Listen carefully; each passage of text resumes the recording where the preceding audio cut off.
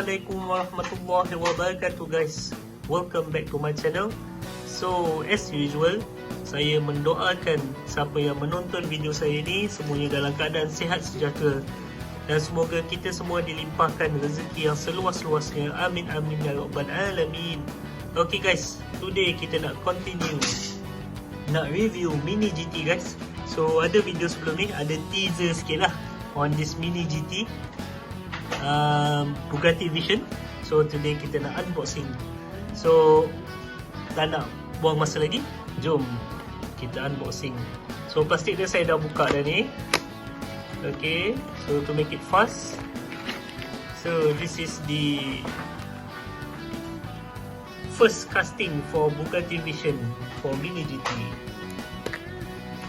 Okay guys, so let's have a look first. So this is the side view.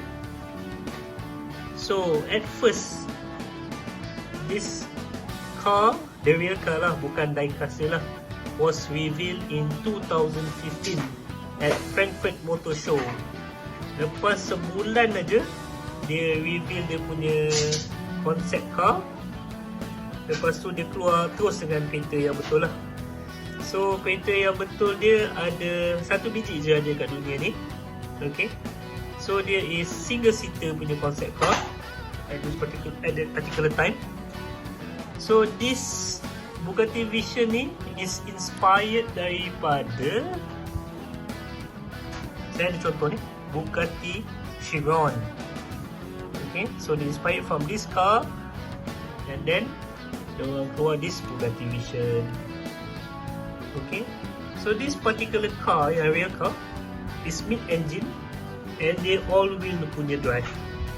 Okay, engine dia pula is 8.0 liter quad turbocharged W16. Memang deep tu,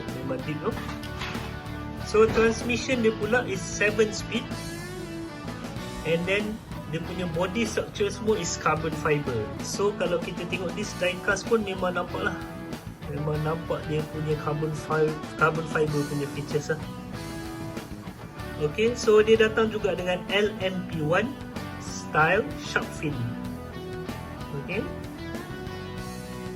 and then dia ada active rear wing, and then dia juga ada side air intake dia sendiri. So memang deep lah, dia punya engineering memang deep for this particular car.